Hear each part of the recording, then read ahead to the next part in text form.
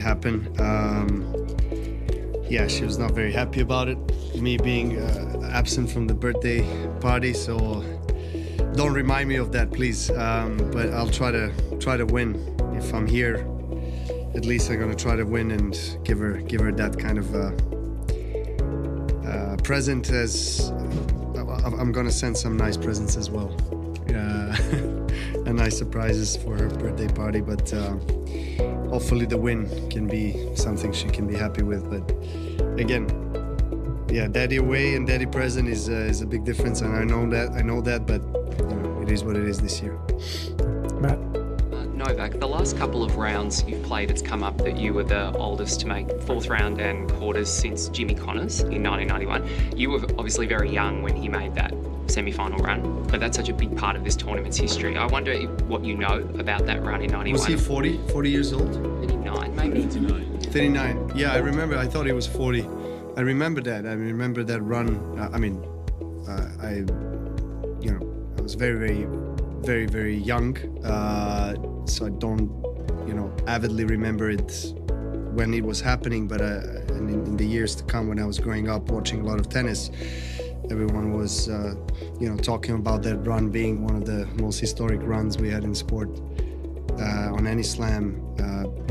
Jimmy Connors being one of the greatest tennis players of all time and greatest legends in general, overall, globally, but particularly in this tournament. I mean, he's won it, like 5 times, and he's fired up the New York crowd like no other player has done in his career. So, just being the same discussion or same conversation with Jimmy is obviously a huge honor of mine. Charlie. Novak, can I ask another historical one? Your memories of your final here against Andy in 2012, a match we've heard a lot about from his perspective. I just wonder what your main memories are of that match. I was 2 sets to love down. I came back, played a great third and fourth, and then lost in the fifth. I remember it was probably the windiest US Open I've ever played. In semifinals, I remember that day, I think I lost the first set against Ferrer, where I was, double breakdown, and then something happened that never happened to me, or I don't think to any other player before, which was the evacuation was called, so we had to evacuate and leave the stadium as soon as possible because of the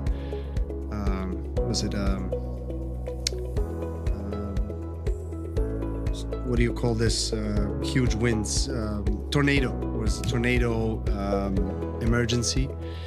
So I just remember that year was super, super windy and difficult to play overall for anyone. But yeah, I mean, Andy won his first US Open. I was close, but I lost in the fifth. I lost to him in a couple of Grand Slam finals. I lost to him also in Wimbledon, so he can't complain. Bill. Hi, Novak. Congrats. You and Rafa and Roger obviously did something that no one else has done. You touched everyone's imagination for decades. And in London, you spoke about the possibility of the three of you getting together at some point. I would like to ask you, what sort of questions would you like to ask them, or topics you'd like to talk with them about, strokes or matches or great turning points of the whole process of navigating tennis? A lot of questions. I mean, I'll probably start with, how did they approach matches against me? Like, what did they feel like they needed to do to win? Where was I annoying? And just how would they train? How would they mentally prepare? Like all of this, I'd love to pick their brains on that. I mean, that would be amazing.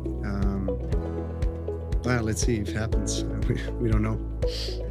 Howard, then David. Novak, when you're facing a player like Taylor, for instance, against whom you've had success previously, how much do you ever try to guess a change that opponent might make, or something they might try differently because you don't maybe assume he's going to keep doing the same things? Well, that was the case with Nori actually last round. I mean, he was playing more aggressively than he has ever played against me, to be honest.